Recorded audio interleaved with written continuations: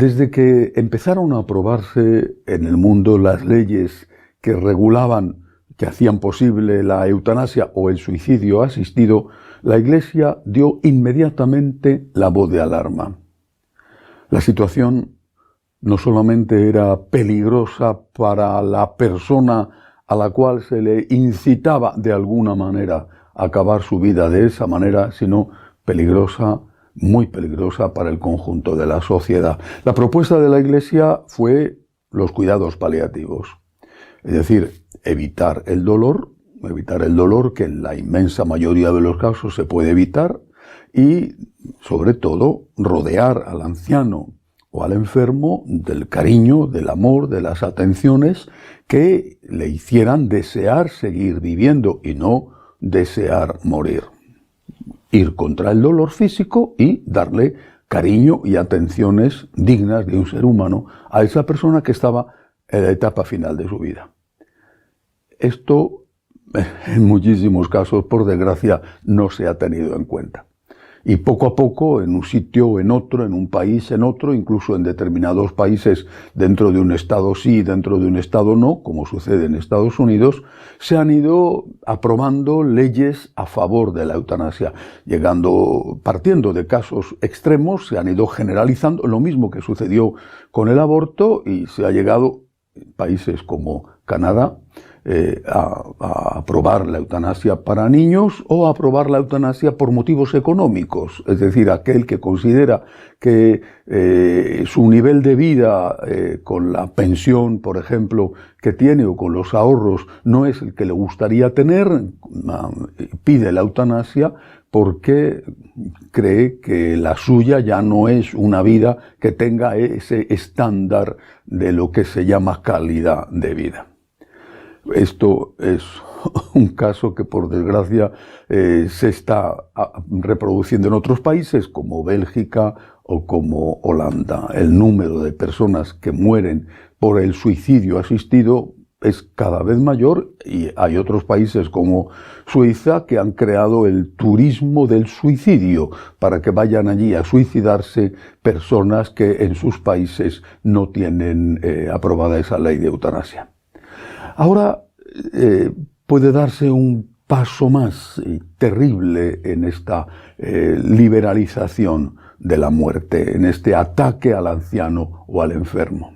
Es lo que puede suceder en Inglaterra. Inglaterra tiene un sistema impositivo por el cual, cuando una persona muere antes de los 75 años, su herencia no sufre impuestos, es decir, el impuesto de sucesión, que puede llegar en algunos casos al 45% de la herencia, no existe.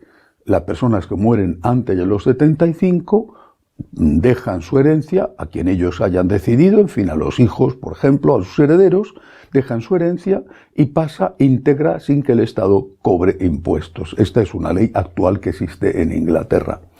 Pero con la ley de eutanasia que se está estudiando y que previsiblemente se va a aprobar, esto supondría para los menores de 75 años, estando incluso perfectamente sanos, una presión terrible, una presión moral para la propia persona, sin que nadie les diga nada, porque pensarían, si sigo vivo estoy siendo un egoísta. Estoy siendo un egoísta porque, por culpa mía, porque quiero seguir vivo, voy a cumplir 75, quiero seguir vivo, pero por culpa mía, mis herederos, mis hijos, mis nietos, por ejemplo, van a ver muy reducida la herencia que les voy a dejar. Repito, hasta un 45% de impuestos. Naturalmente esto lo puede pensar la persona, pero además es que se lo pueden decir. Es decir, la presión familiar o de las instituciones que vayan a recibir la herencia puede ser tremenda. No faltarán casos que le reprochen a esa persona con 75 años menos unos meses, que le reprochen su egoísmo y que le digan, por culpa tuya nosotros no vamos a poder pagar la hipoteca, fíjate lo necesitados que estamos y tu herencia nos vendría muy bien, o pagar la universidad de tu nieto, por culpa tuya eres un egoísta. Parece mentira, Todo eso puede ocurrir y posiblemente, por desgracia, en muchos casos ocurrirá. La Iglesia Católica en Inglaterra ha dado la voz de alarma y han sido muchos los obispos, incluido el cardenal Nichols, que han advertido de la gravedad de esta ley de eutanasia. Incluso varios ex primeros ministros también han pedido que no se apruebe. Sin embargo, todo parece indicar, salvo que de verdad a última hora los políticos reflexionen, que se aprobará poniendo al anciano o al enfermo en una situación de acoso límite, es decir, de tal manera que por amor van a tener que pedir la muerte, aunque deseen seguir viviendo, porque además estén en perfectas condiciones para seguir viviendo. Son muchos los que a los 75 años se encuentran estupendamente y no tienen un problema de ningún tipo. El fondo de la cuestión es económico, es evidente.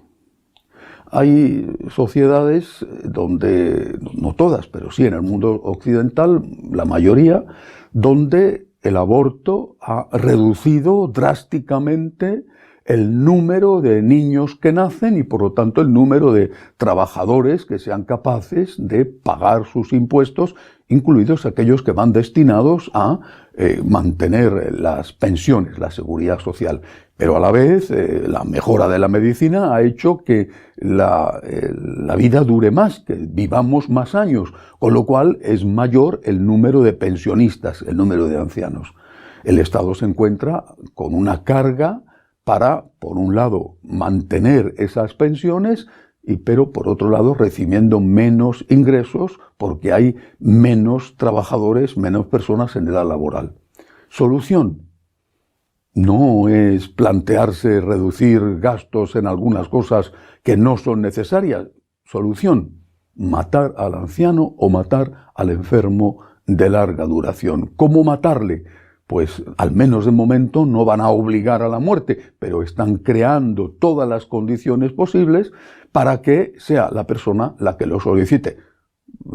En Canadá, si tú tienes una depresión y solicitas la ayuda de un psicólogo o de un psiquiatra, tardarán más de un año en atenderte. En cambio, si estás desesperado porque estás con una depresión profunda y no recibes la ayuda médica que necesitas y pides la eutanasia, en ese caso, a los pocos días, enseguida van a por ti para acabar con tu vida. Repito, el problema es económico, pero lo disfrazan con palabras que suenan a bondad. La muerte dulce o la muerte por amor, cuando en realidad lo que hay es un intento de acabar con aquel que molesta. Y molesta incluso aunque esté sano. Molesta porque supone una carga económica o supone una dificultad para la familia que tiene que atender a un anciano o que tiene que costear el asilo o la residencia donde le han recluido.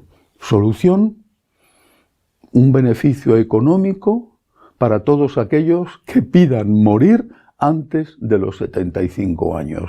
Es de una crueldad tan refinada que justifica aquello que el filósofo inglés Hobbes escribió en cierta ocasión. El hombre es lobo para el hombre. Ciertamente el hombre es lobo, en este caso, para el anciano o para el enfermo. Otro filósofo, en este caso francés, Sartre, había dicho: el infierno existe, el infierno es mi prójimo. En este caso, el infierno existe y el infierno es aquel que quiere matar al que molesta.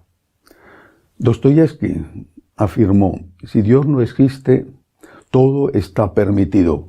Lo estamos viendo. Esta sociedad sin Dios, esta sociedad secularista, es una sociedad que se vuelve contra el hombre, en la cual todo está permitido y se impone la ley del más fuerte, aunque aquel que es hoy más fuerte, en cuanto sea un poquito más mayor, se verá sometido a la misma presión que hoy está ejerciendo contra el que ya es anciano. Pero afortunadamente Dios sí existe. Estamos preparando la Navidad y nos demuestra la Navidad el triunfo de la vida, el triunfo de la luz sobre la oscuridad. Dios nos quiere como somos. Es el único que nos quiere como somos. Nos quiere aunque seamos pecadores.